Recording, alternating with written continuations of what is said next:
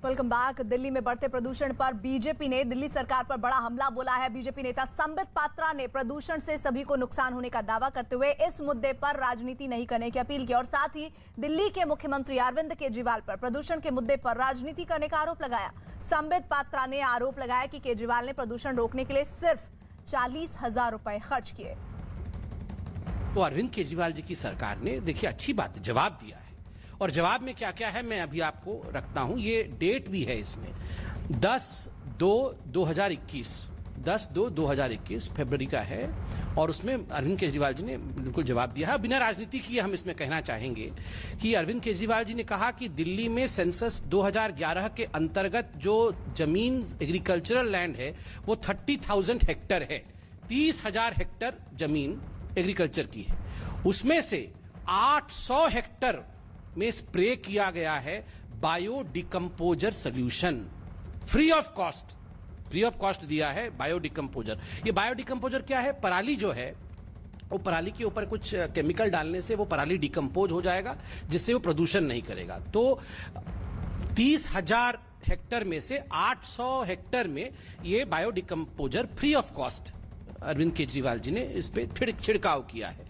Out of the total 800 hectare area considered of free spray of Pusa biodecomposer, only 744 hectare area was spread till date. केवल 744 hectare पे ही हो पाया, बाकी बहुत काम है उनके पास, तो 800 पूरा नहीं हो पाया, 744 पे ही हो पाया। और कितने किसानों को इससे बेनिफिट मिला? 310 किसानों को 40,000 रुपए। अरविंद केजरीवाल जी ने बिना राजनीति के, धन्यवाद भी हम देते हैं, उन्होंने 40,000 रुपए खर्च किए हैं पराली के प्रदूषण को कंट्रोल करने के लिए। अरविंद केजरीवाल जी ने कोई छोटा मोटा काम नहीं किया है, बहुत बड़ा काम किया है। उन्होंने 40,000 रुपए खर्च करके किस प्रकार से प्रदूषण को कंट्रोल किया जा सके, पराली से उत्पन्न प्रदूषण, उस पर बहुत गंभीर चिंतन, अनुसंधान, शोध, मतलब एक्सपेरिमेंट, ये सब किया है। और कैसे हमें पता कि उन्होंने 40,000 खर्च किया? ये सब आंकड़े हम आज लेके आए हैं। ये एक पहला कागज मैं आपको दिखा रहा हूं। ये office of the joint director agriculture government of NCT Delhi है। ये एक आरटीआई का रिपोर्ट है, आरटीआई के माध्यम से ये रिपोर्ट दिया गया है। और इस आरटीआई में कुछ सवाल पूछे गए थे। क्या सवाल पूछे गए थे? सवाल पूछे गए थे कि दिल्ली में कितनी जमीन है जिसमें एग्रीकल्चर होता है, और उस जो एग्रीकल्चर जमीन में आप पराली को लेकर किस प्रकार से वो जो पोल्यूशन होने वाला है उसको कंट्रोल कैसे करोगे? क्या क्या आपने मापदंड इसके लिए निजात किए हैं?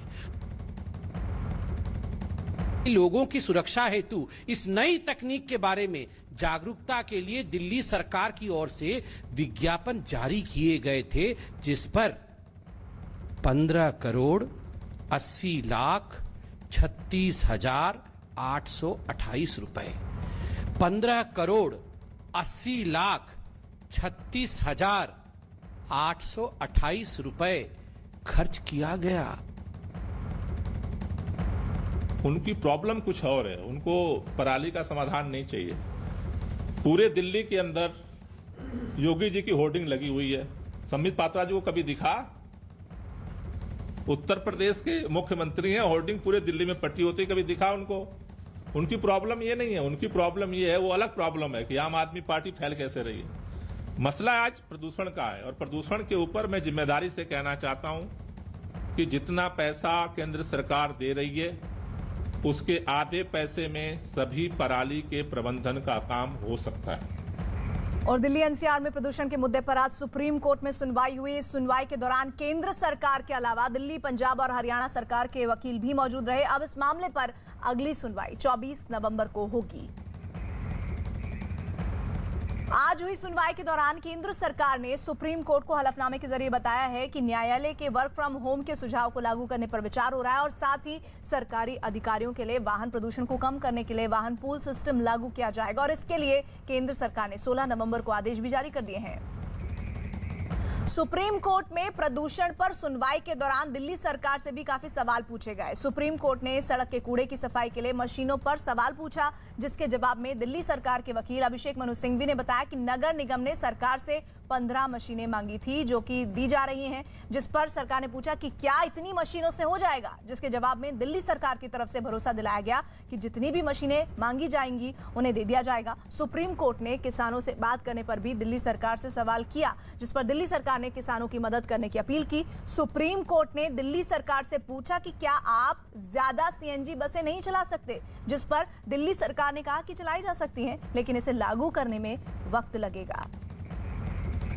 दिल्ली एनसीआर में प्रदूषण खतरनाक स्तर तक पहुंचने के बाद केंद्रीय वायु गुणवत्ता आयोग की बैठक हुई। दिल्ली, यूपी, हरियाणा और राजस्थान के साथ हुई इस बैठक में कई बड़े फैसले लिए गए हैं और इन फैसलों के मुताबिक दिल्ली एनसीआर के सभी स्कूल, कॉलेज और शैक्षणिक संस्थान अगले आदेश तक बंद रहेंगे, जबकि दिल्ली एनसीआर के सभी सरकारी कार्यालयों में 21 नवंबर तक 50% स्टाफ को ही आने की इजाजत होगी।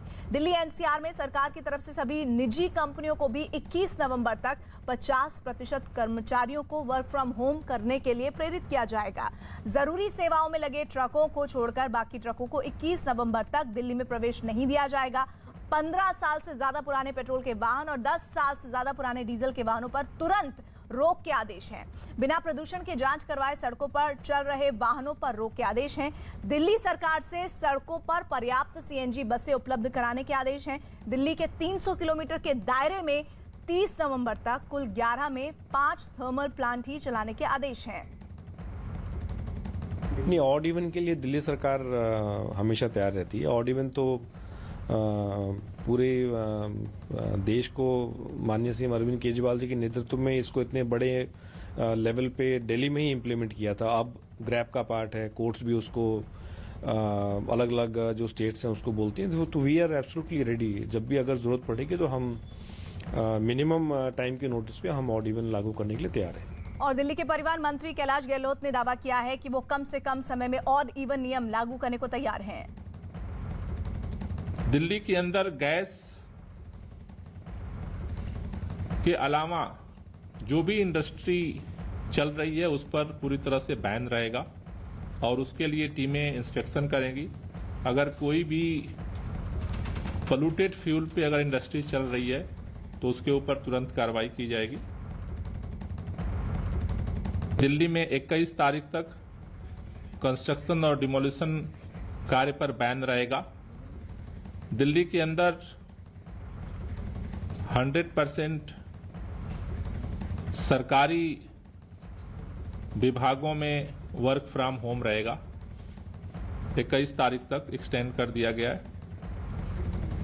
दिल्ली में school, college, institutes, training centres, library ये सभी फर्दर ऑर्डर तक बंद रहेंगे।